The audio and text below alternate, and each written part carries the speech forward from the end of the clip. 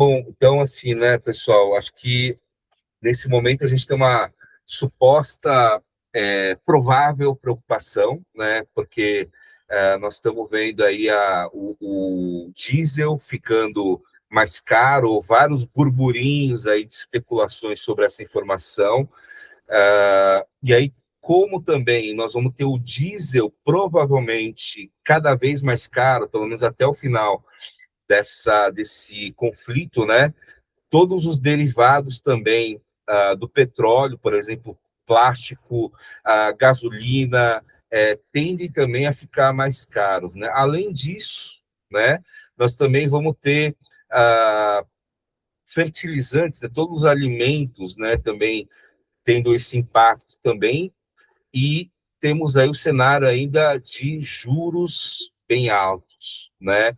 Ou seja, né, não só isso, né, nós também vamos ter provavelmente o IPCA mais caro, né? Porque o IPCA que nós estamos vendo hoje, ele é reflexo daquilo que aconteceu em janeiro. Então, o reflexo do IPCA mesmo, nós vamos ter ali por volta ali talvez de julho, agosto, e sendo que vários dos contratos de aluguel foram alterados, né, do IGPM para o IPCA, principalmente pós ali o Covid, né? Então, quer dizer, temos aí um cenário que preocupa um pouco, né? Eu acho que mais do que trazer assim discussões técnicas sobre isso, acho que o mais importante é a gente trazer uma contribuição para o veterinário que é gestor, para o veterinário que é proprietário, né, do seu estabelecimento veterinário, assim, né, para quem não está prestando muita atenção, talvez, né, traga aqui alguns inputs, né, para prestar atenção. Para aqueles que estão prestando atenção demais, talvez estejam desesperados, também no sentido de confortar um pouquinho, né, esse desespero. E para quem está assim, mais organizado, sabe muito bem o que fazer, então talvez esse recado não seja necessariamente para você. E aí, assim, a nossa maior preocupação é assim, ao invés da gente, como consultor, falar o que a gente acha, a melhor forma seja a gente trazer alguém que saiba o que o veterinário está pensando nesse momento, né, para trazer um pouco das impressões, trazer algumas orientações também sobre esse cenário possível futuro, né, e talvez a gente tenha um grande representante que conversa com muita gente, conhece muita gente, tem vamos dizer assim, uma empatia muito grande ao conversar com muitas pessoas, que é o Dr. Lang, né? Então, talvez assim, para a gente trazer um pouco, né, de ideias, né, mas também de orientações, né, Lang? Puxa, né, quem é gestor, Lang, o que pode fazer nesse cenário que só gera preocupações, né, Lang? Olá, Renato, boa tarde. Obrigado aí pelo convite e eventualmente, participar com alguma opinião, né? E essa opinião sobre esse cenário que nós estamos vivendo aí de pós-crise, aí de guerra, combustíveis, como você falou, que movimentam praticamente tudo que a gente consome, né? Então, há um momento de preocupação, sim, muito grande, e em algum momento nós seremos impactados por isso, porque isso está acontecendo agora, com esse aumento de diesel e de combustíveis há 15 dias para cá, não se sabe até onde vai parar, porque se a gente pensar por que isso está acontecendo, né, dentro de uma escala mundial, essa era para ser uma guerra muito pontual e muito rápida. Não está se configurando isso nessa velocidade para resolução, né? Tem os motivos dos americanos que são envolvidos em várias coisas, né? O ativo principal poderia ser a confecção de armas nucleares, mas já parece que não é só isso, e obviamente o petróleo é uma das listagens que tem, os americanos têm esse interesse, né? E então essa guerra que está acontecendo, ela vai impactar em todos os países do mundo, e já começa a impactar também na gente aí, né? Aumento aí de praticamente 15% nos fretes, já aconteceu isso da semana passada para cá, Então, ele vai impactar no produto. Eu acho que a medicina veterinária ainda não começou a sentir isso, né? Nós fizemos um levantamento aqui, alguns laboratórios fizeram as correções de dezembro para esse ano, mas apenas no mês de final de fevereiro, alguns agora no meio de março ainda atrasaram aquele reajuste tradicional. Alguns exageraram, foram a 6, 8, 18%. Nós tivemos alguns laboratórios acontecendo isso, que daí não tem nada a ver com a guerra, era reajustes do ano de 25 para 26. Isso, por si só, impactou já direto no nosso repasse de valores. Não está muito fácil repassar o valor para o responsável pelo paciente, porque o tutor, que não é mais assim que se chama, mas que seja, o responsável, ele está muito sensível à variação de preço, porque já é muito caro aquilo que ele paga. Eu mesmo, por exemplo, eu falo assim, estou cada vez mais pobre, porque eu acho tudo muito caro. Né? Eu vou comprar as coisas e falo, não é possível, é muito caro isso aqui. Né? Então, essa é a percepção que está tendo o nosso consumidor, né? Aquele que consome o nosso serviço. Então, se a gente pegar as variantes aí, por exemplo, que depende do petróleo, os plásticos, né? Eu acho que seria o mais impactado para dentro da nossa profissão, ligado diretamente ao produto, ligado ao extrato, né? Seria os plásticos, mas aí vem os fretes, né? Que não são diretamente ligados àqueles insumos. Então, nós temos as seringas, os catéteres, os frascos de soro, que hoje são frascos de plástico muito elaborado, né? Ele não é mais aquele tubo redondo, é um plástico resistente, muito diferente. Então, isso, em algum momento, vai impactar no custo, principalmente de soro, etc. Ao contrário da pandemia, Renato, eu acho que os anestésicos, como o Propofol, talvez não tenham um impacto tão grande agora, porque a medicina e a medicina veterinária aprenderam com a pandemia que eles precisavam ter um estoque maior desses produtos e desse substrato para se fazer os anestésicos. Então, eu acho que isso, talvez só se a guerra demorar muito mais tempo é que nós teremos esse impacto, né? Então, se eu estiver falando demais, você me corta, tá, Renato? Veja aí. Eu estou tentando juntar tudo num balaio aqui para depois a gente pode... Deixa eu fazer duas observações bem importantes que você comentou, Lang. Ah, Primeiro, aí, desculpa te interromper, mas então você colocou assim, por exemplo, os laboratórios, então vários fizeram ajuste de preço agora, porque não fizeram no ano passado. Olha só que triste notícia, né? O ajuste de preço tão importante para eles vem numa hora como essa e cria aquela percepção de que, porra, devia ter deixado mais para frente ou devia ter feito muito antes.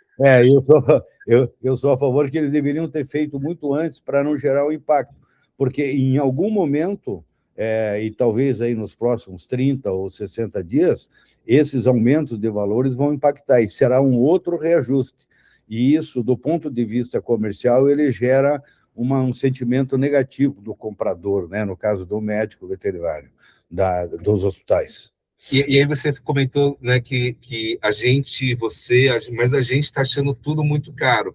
Como também o nosso médico veterinário que trabalha para nós e também os demais colaboradores também estão achando as coisas que eles compram muito mais caros. E aí vem aquela também pressão de tentar ganhar mais, né? Que é um outro elemento aí que está aí, né, Lang? Exatamente, esse sentimento é muito importante.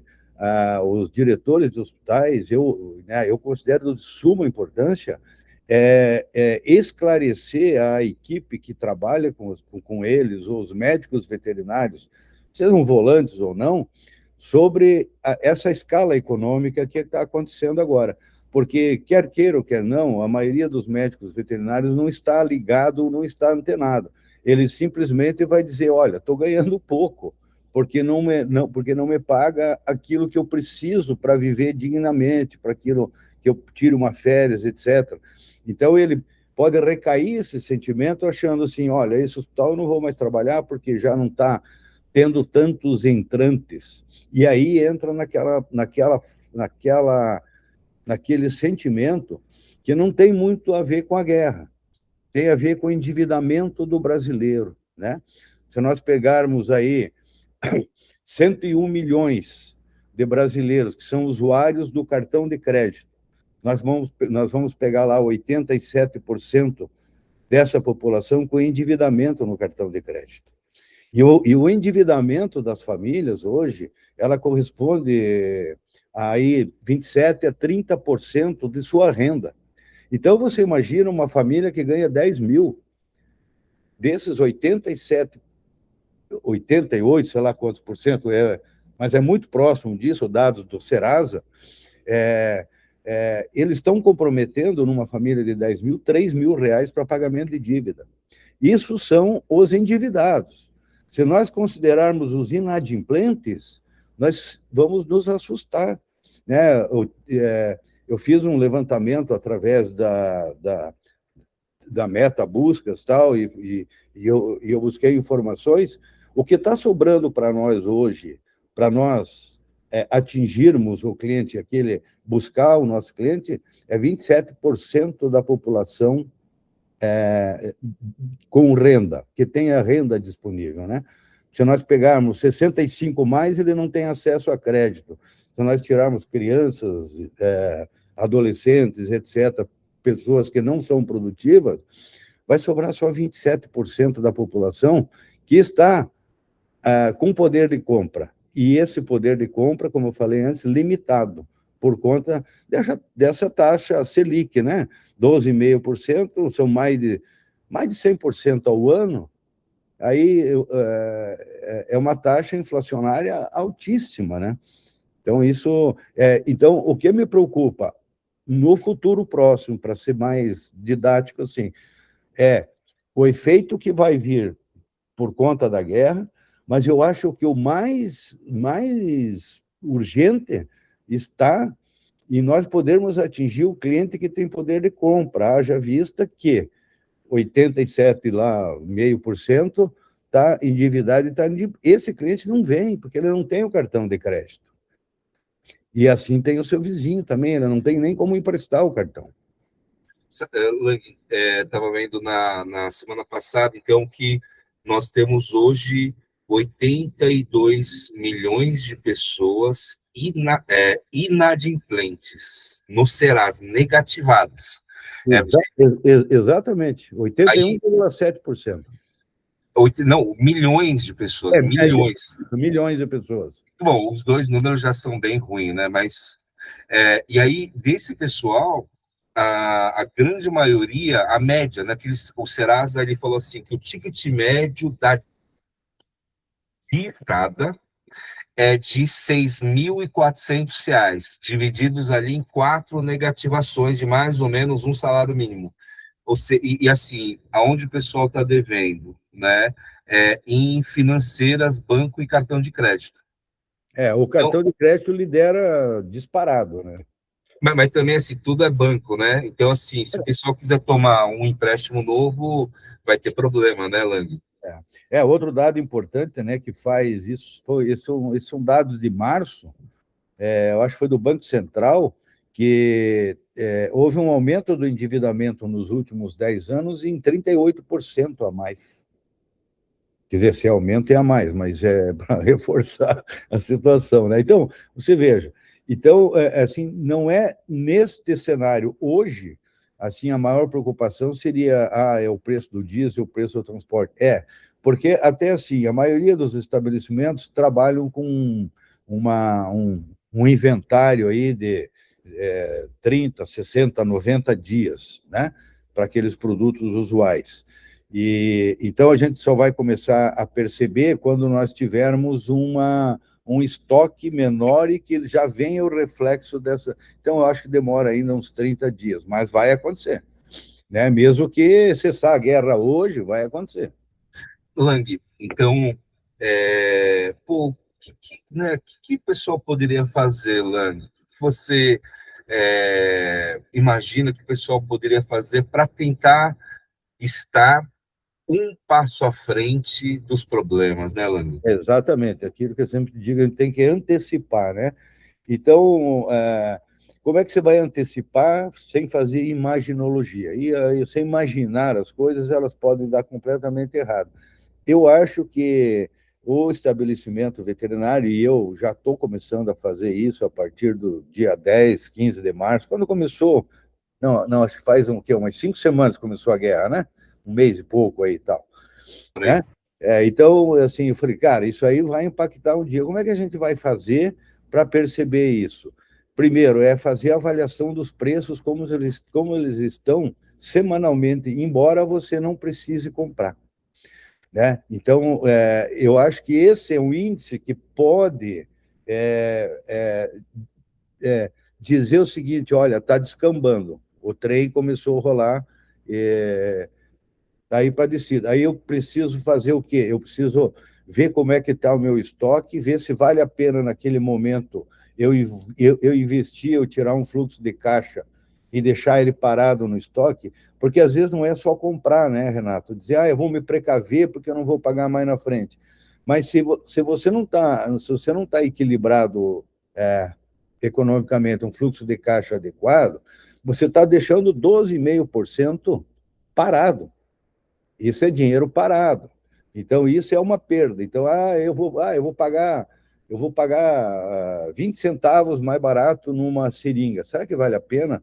E você fazer adiantamento do cartão de crédito para pagar esse 20 centavos a menos, ou você paga no futuro? Porque até então é imaginologia. Então, essa avaliação de preço nos teus fornecedores usuais, semana a semana, embora você não compre, você começa a ter um índice aplicável àquilo que você usa, sem ver os efeitos macro da economia, porque nós somos muito impactados pelos valores macro da economia, mas qual, de fato, o produto vai afetar na tua operação, né? Então, a gente já tem um índice, que é essa avaliação. E outro é trabalhar, eu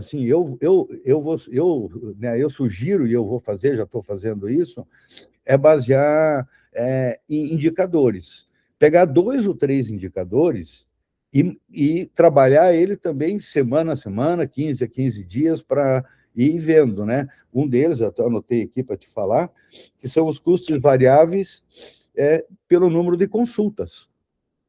Simples, é bem simples. Mas é que o custo nem é tudo da consulta.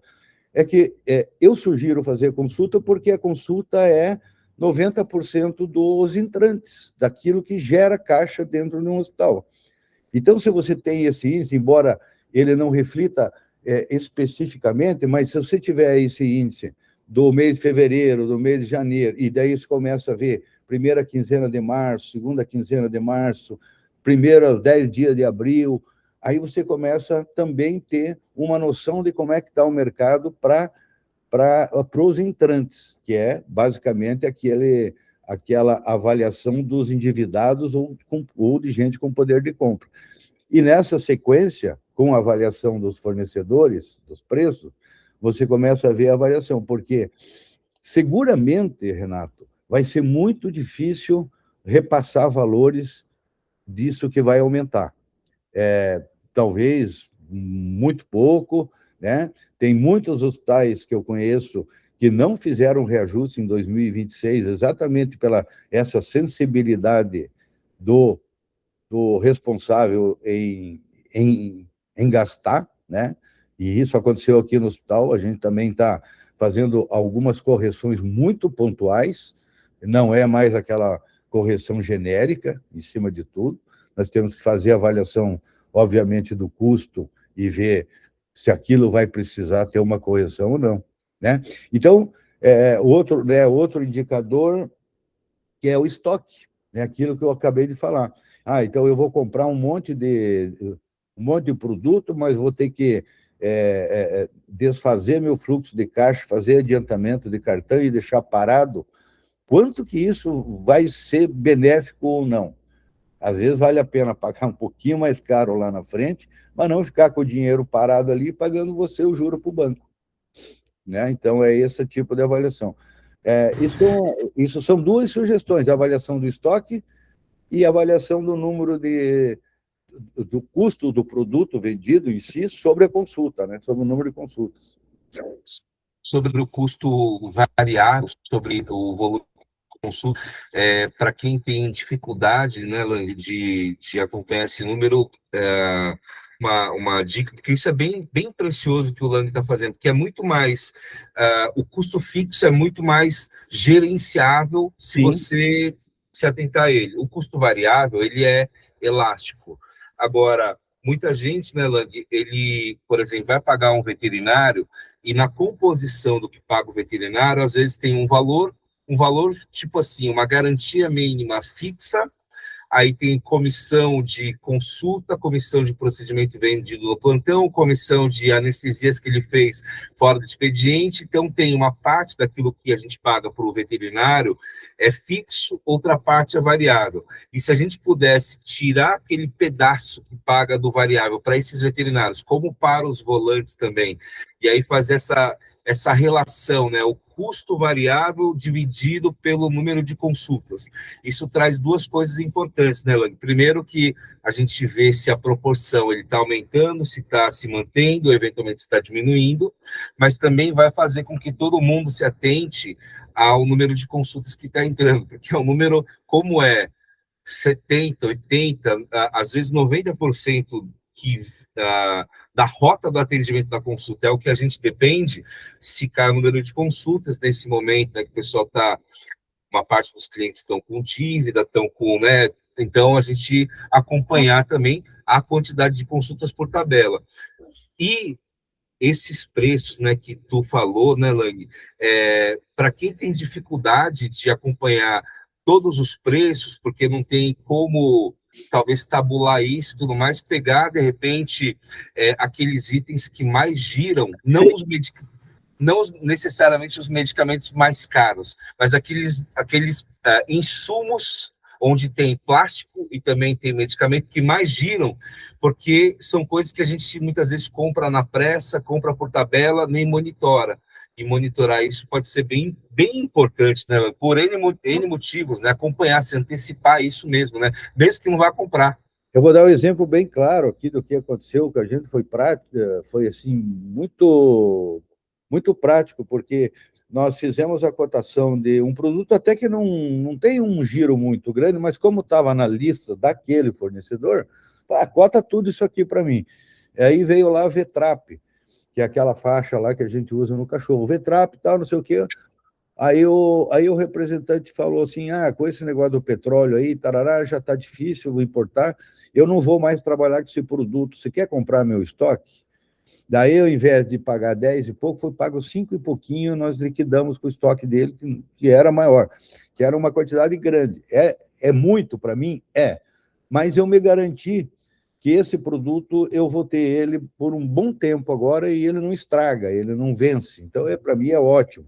Então, esse tipo de avaliação é que vai fazer. Mas por que a gente descobriu isso? Porque a gente estava fazendo já essa avaliação constante dos fornecedores. Então, por exemplo, nós temos aqui uma lista são 6 ou 8 fornecedores, que às vezes a gente precisa fechar pedido mínimo, então tem que casar um com o outro para fazer essa diferenciação. Então, eu tenho aquele produto que foi, por exemplo, Propofol, estava 8 e pouco, por incrível que pareça, baixou 7 ou 80, alguma coisa assim, sabe? Então, a gente conseguiu detectar que ainda não chegou no distribuidor esse efeito. Vai chegar à medida que ele tiver o estoque menor e que ele vai precisar comprar. Ele não está fazendo que nem os postos de gasolina que já aumentam na bomba antes de aumentar na refinaria, sabe? Então, ele está esperando chegar a isso para ver. Porque, do outro lado em que a gente está, nós somos um meio, né? Nós temos alguém que consome da gente, mas também a gente consome de alguém. Eles também estão preocupados. O distribuidor também está preocupado, porque ele tem as metas para cumprir, etc. e ele tem que vender o produto, porque também ficar parado com 12,5% de Selic não vale a pena, ele tem que estar trabalhando muito justamente nisso. Então, a gente precisa ir equilibrando isso aí e tentar reduzir, por exemplo, reduzir despesas. Eu sei que é difícil, para mim, tenho a maior dificuldade, porque, assim, isso é difícil mesmo, porque às vezes fala, vou reduzir a manutenção do hospital e tal, mas só que daí o meu hospital começa a deteriorar, eu tenho que fazer uma pintura ali, eu posso esperar ela? Posso, mas caiu uma parede lá, infiltrou água, alguma coisa, eu tenho que arrumar. Como é que eu vou diminuir essa despesa? Né? Eu preciso manter a qualidade, ela vem, inclusive, do arcabouço de ter uma boa estrutura. Né? Então, assim, mas reduzir a despesa, eu acho que seria um índice bem legal, um índice bem interessante, do cara poder cortar, eventualmente, tem 3 internet e corta uma, reduzir 10% de despesa seria o pulo do gato, na minha opinião, Renato, para poder ter esse impacto que vai acontecer. Porque a gente está vendo aí 15%. Mas sabe, Lang, Pode falar. mas sabe, Lang, também vamos pensar que o pessoal que está muito defasado nos preços que cobram do cliente, porque também tem também o universo que está defasado, ele sabe que está defasado, beleza, procura ajustar, né, para conseguir balancear também o seu caixa e tudo mais. Então, se você pode aumentar os preços, aumente os preços também no mesmo equilíbrio que você busca também reduzir custos variáveis e custos fixos também. Mas a gente entende bem do que você está falando, da dificuldade de reduzir custo fixo, e com certeza cada um entende as prioridades, né, Lang? Claro. Mas eu vejo assim que, com relação aos fornecedores, né, Lang, alguns fornecedores não são grandes o suficiente para ter um monitoramento global. Pode ter certeza que alguns deles vão vir com um ajuste de preço, tipo assim, ó, no meio de abril, vamos ajustar 20% porque teve que ajustar. Isso pode acontecer. Não é sacanagem, ele precisa fazer isso e vai acontecer isso para alguns. Vai. Eu acho que esse índice aí de 15% a 20%, que vai ser o índice que eles vão provavelmente corrigir, baseado que vão ficar na informação que o diesel subiu 15%, que não sei o que subiu, que o frete subiu 15% também, mas 15%, mas a percepção para mim que chega aqui é 20%, então eu vou aumentar 20%. Mas só para não estender demais, que esse negócio do posto de gasolina, eu penso bastante há muito tempo, que a gente assessorou uma rede de postos em Florianópolis. Olha a dúvida do cara, Nando, olha a dúvida do cara. Aqui, ó, vamos pegar aqui, ó. Esse é um tanque de 10 mil litros de diesel, e esse é o caminhão com 10 mil litros de diesel, tá? Aí eu tenho esse tanque aqui, que está aqui a 1/3, e estou vendendo a 8. Tá. Aí eu acabei de comprar. A compra deles geralmente é à vista, tá? Sei, eu sei. Beleza. E aí eu paguei 5, aqui tá 7. Tá. 10 mil litros. Entendi, o teu raciocínio já está perfeito.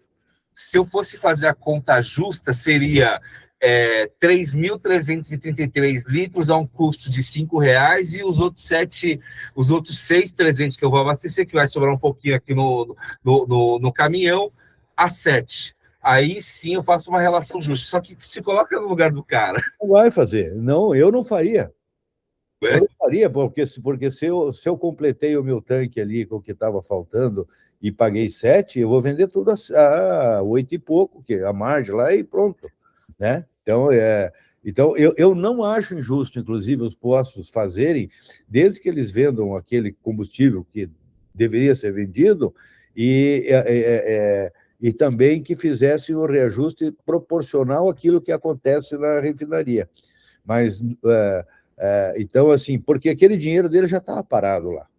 E agora ele está pagando mais caro, porque ele tinha 3.333 litros, num valor X parado, e agora ele está pagando mais caro para repor esses 3.300, né? Então, é justo que ele ganhe, né? Eu pensaria assim, o governo não pensa, não deixa, briga, aquela coisa toda, né? Uma coisa, por exemplo, como a gente faz aí para insumos para ortopedia, né? Então, nós temos placas e parafusos. A gente paga a placa e parafuso e eu preciso tê-la num estoque suficiente para aquelas mais prováveis que vão acontecer. Só que você vai comprar uma placa, um parafuso, dá R$ 400. Você vai deixar R$ 400 parado no centro cirúrgico? A hora que você for vender, você tem que vender por uma margem que seja boa, mesmo que, né? Porque você já comprou e já pagou. Né? Não é a questão, porque também tem que se pagar pela disponibilidade de ter o serviço na hora e no dia, naquele momento. E não marcar para a semana que vem, para encomendar, para essas coisas todas. Então, Mas, tudo isso. mas sabe, Lang, então,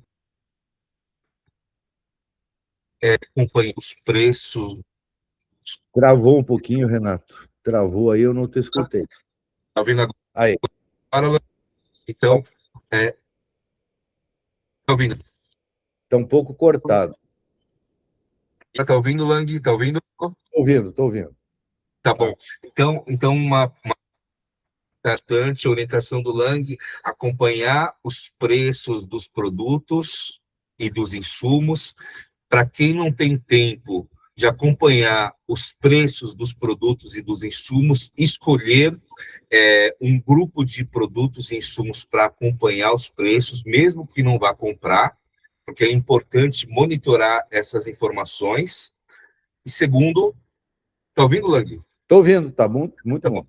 E segundo ponto também, acompanhar os custos variáveis em relação ao número de consultas, para que você consiga enxergar, então, a proporção ali do peso do custo variável em relação ao número de consultas, porque também é um número que hoje mais impacta no lucro das clínicas e hospitais veterinários, né? Então, e para quem, obviamente, pode conseguir ajustar os preços, ajusta rápido, para não criar a mesma sensação que se criou com os laboratórios que deveriam, talvez, ter reajustado antes, estão reajustando agora.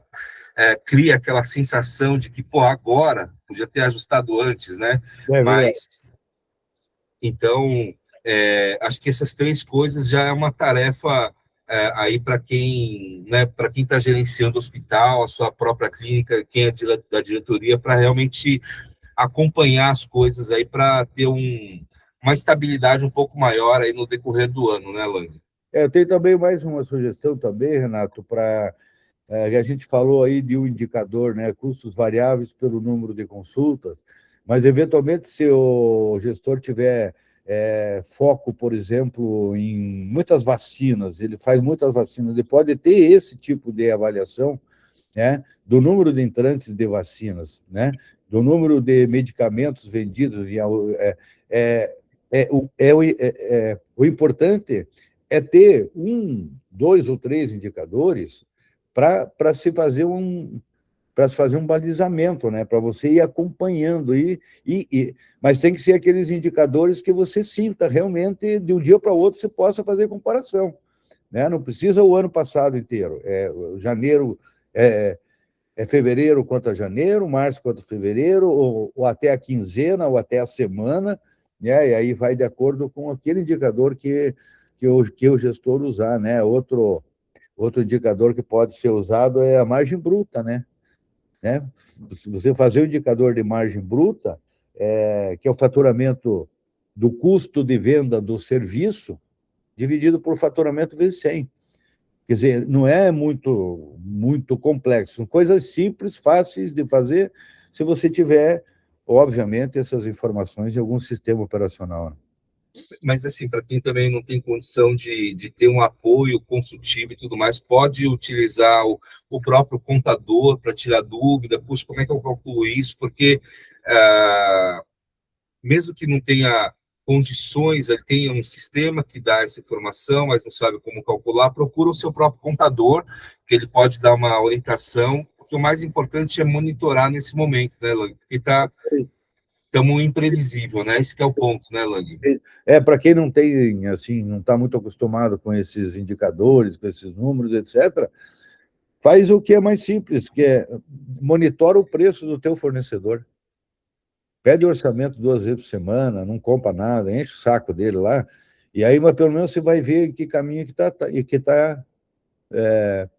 que as coisas estão caminhando. E baseado no custo de endividamento da família brasileira, observar o teu número de entrantes. Isso é importantíssimo, porque se diminuir o número de consultas, se está diminuindo, se está diminuindo, o fator é preço. O que pode acontecer é também que muitas famílias talvez migrem do serviço premium para um serviço mais em conta.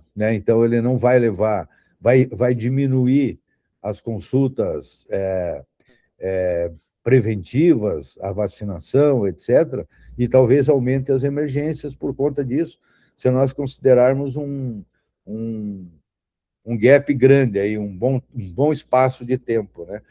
Porque se ele não faz a preventiva, tende, em algum momento, a aumentar a emergência. Isso vai acontecer, seguramente, Renato, com as rações, né? A Bimpet já sinalizou para isso, né? Houve queda o ano passado lá em torno de 3,4%, né? Contra um índice inflacionário de 4,6, 4,8, alguma coisa assim, né? Então, houve menos venda real. O que vai acontecer? Ao invés de o tutor, daquele que está endividado já, aquele que está inadimplente, talvez ele migre de uma premium para uma ração mais básica, né? Mas o que você tinha comentado outro dia também, né, Lang? Porque assim, puxa, eu não vendo ração, então não sinto esse aumento. Mas se a gente pensar no orçamento do cliente, né, do responsável, do tutor, então, hoje ele compra uma ração, paga 200 paus numa ração de tantos quilos, tende aí a R$ 240 aquela ração dele. Então, para ele, né, o custo de orçamento para o animal dele vai aumentar também por causa da ração, né? Vai. Mas deixa eu fazer uma pergunta por curiosidade. O pessoal, no passado, né, o pessoal utilizava bastante essa questão de não tem condição de parcelar no cartão, faz no boleto, faz na nota promissória. Você acha que é uma tendência voltar a isso, Lang? Não, isso não volta mais, eu acho. Na minha percepção, não. Até porque, pela experiência, principalmente de quem é mais antigo, o índice de calotes era muito grande, mesmo no boleto, mesmo com protestos. É muito caro fazer o protesto para poder receber um boleto que foi emitido, né? A nota promissória, cada um não está tendo mais, isso é geracional, mas não é culposo, é só geracional, só estou dizendo que não existe mais aquela relação de proximidade do nosso consumidor, do cliente, com a clínica, né? Tem muitas clínicas no Brasil, em vários lugares, ele não cria. É muito difícil criar o cliente fiel mesmo, que é aquele que seria o do caderninho, né? O do prego, pendura aí que eu venho pagar esse daqui uns dias. Então, isso é muito importante. Agora, uma tendência não é. Eu falei com alguns colegas e eles têm se dedicado a dizer o seguinte, que o parcelamento muito maior pode facilitar. Só que ele desestabiliza financeiramente o hospital, né? A clínica, a não ser que tenha um lastro muito bom, o que não são grandes, não são nem de perto a, a, a maioria, né? Eu diria que é a minoria que tem talvez um laço financeiro para sustentar o cliente, digamos, porque é uma sustentação do cliente durante um período, né? Então, isso é muito, muito perigoso, tem que estar muito atento entre vender muito para receber muito lá na frente. Às vezes é melhor não vender. Mas tem uma coisa que é a questão do crediário, Lang, que aí não entra nesse parcelamento alto, porque você pode vender no crediário, o cliente assume os juros, como se ele estivesse pagando ali na Casas Bahia, e aí o hospital recebe com D mais um, integral, e o cliente paga os juros. muitos clientes, eles olham o parcelamento e falam assim, legal, gostei, mas tá bom, vou pagar em 3. Só que se a gente fosse pensar, quando tem uma dificuldade de venda, né, por valor, por causa da questão financeira, é, é bem razoável se a gente conseguisse vender para o cliente mesmo no crediário. Porque, olha só, eu vou fazer uma cirurgia ortopédica, por exemplo, que é uma das coisas mais caras, né? Mas eu vou fazer uma vez só na vida. Qual o problema de eu pagar em 36 vezes? Vou fazer uma vez na vida. Então, mesmo que aquilo assuste o cliente, é uma coisa fora do orçamento certo? Porque eu vou fazer uma única vez. Então, mas há uma percepção, pelo menos é aqui com os nossos clientes, Renato, é que mesmo quando eles precisam, e que há uma necessidade, uma cirurgia de ortopédica aí que vai custar 7, 8 mil reais, ele está já com o seu cartão meio que no limite, ou tá inadimplente, ou está endividado, é aqueles 80 e poucos por cento, 82 milhões lá, né? O que está acontecendo? Está tendo uma consciência dos nossos clientes desse endividamento ao longo prazo. Ele tem medo do que vai acontecer o mês que vem.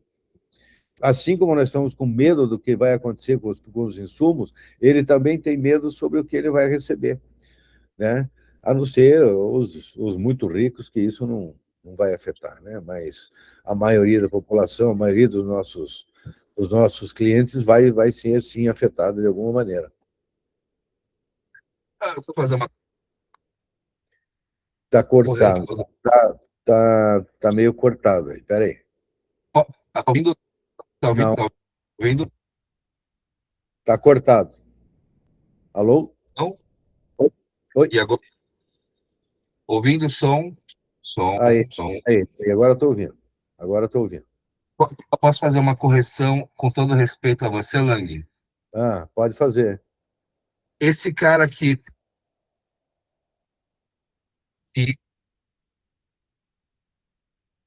ele tem 70% do limite dele, esse cara não tá estatística.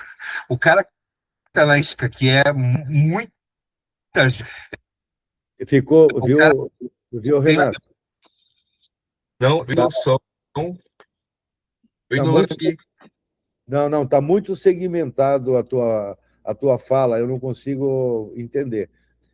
Será que é a minha Não, internet? eu acho que é o meu, acho que é o meu, eu acho que é o meu. Deixa eu entrar aqui no meu, numa outra conexão aqui. Só um segundinho, Lang.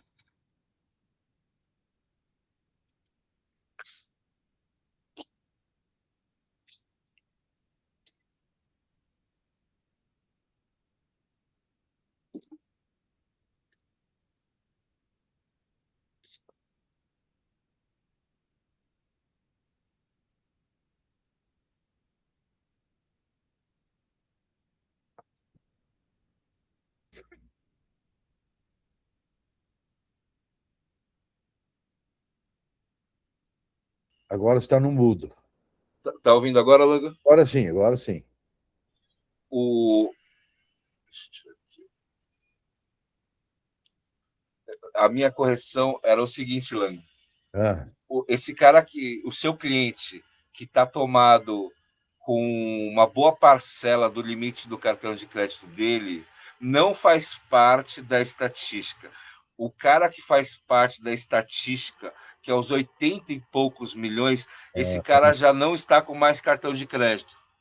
Aí se você pensa, porque ele já está negativado. E aí se você pensar, não, mas não é possível, é tudo isso? Sim, é tudo isso. Ele já está negativado sem o cartão. é, Bem preocupante mesmo, né? mas ele faz parte dos 79,5% dos endividados. Ele está endividado, mas não está inadimplente. Ele ainda não está no Serasa, mas ele já não aguenta mais pagar os juros sobre juros do cartão dele. Ele ainda está operando. Esse é um número assim, assustador, rapaz, assustador, né? Tá mudo. É bem assustador mesmo, Lang, bem assustador. Mas eu acho que é, como contribuições para a gente mandar para o pessoal, um primeiro alerta, excelentes contribuições. Eu acho que talvez uma ou outra pessoa tenha mais outras dúvidas, a gente faz uma nova dessas, vamos afunilando, porque realmente o que a gente está trabalhando com o pessoal é consciência, né, Lang? É pura consciência, né? Exatamente, porque tudo passa de uma suposição e a gente tem que trabalhar no modo antecipação, sabe? Agora, aquele modo antecipe as coisas, né? Então, mas para antecipar, você tem que ter alguma informação da tendência. Então, fazendo essas avaliações com frequência, você começa a ver a tendência e na hora que você vai precisar corrigir, né? Principalmente, né, Renato, tem muitas clínicas pequenas que é o, o próprio dono que opera, que ele só manda comprar, que não sei o quê, prestar muita atenção nisso, porque senão ele vai comprando, e daqui a pouco ele está vendo que o que ele pagava 10 ele está pagando 15, ou está pagando os 20% a mais, qualquer.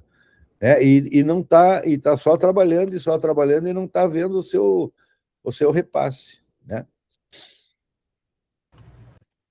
Mas tá bom, vou fechar minha gravação aqui. Então, obrigado, doutor Lang, pelas contribuições. Esse é um apoio voluntário, né? Então, tomara que o pessoal esteja atento aí a realmente não prejudicar ainda mais os custos nesse ano, que pode tem um cenário que pode ser que nada do petróleo vá atrapalhar, Lang. Que o dólar ele continuar caindo, mesmo que o preço internacional ele suba, provavelmente o efeito inflação para nós seja nulo. Mas aí tem que acontecer, o dólar desvalorizar um pouquinho a mais, mesmo que suba lá fora, talvez a gente não pague a mais pelo litro, mas não dá para contar com essa sorte, né? Hoje o barril de petróleo fechou a 110, né? Eu não me lembro de ter visto esse número em barril de petróleo, a não ser muitos anos atrás, talvez, lá na década de 90 e tal, que tinha esses valores, mas a 110 o barril de petróleo, quando estava 80 e poucos esses dias, alguma coisa vai acontecer.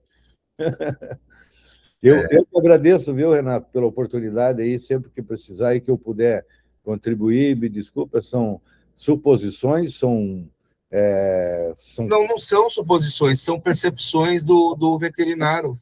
é Você isso. tá, né? Você tá com o feeling aí, Lela. Eu acho que o mais importante não é o Lang virar economista, o Lang ele se posicionar como veterinário, empresário, como ele é, e com esse escopo né, de coisas que estão acontecendo, quero me antecipar, não quero ter problema, beleza. Valeu, estamos juntos.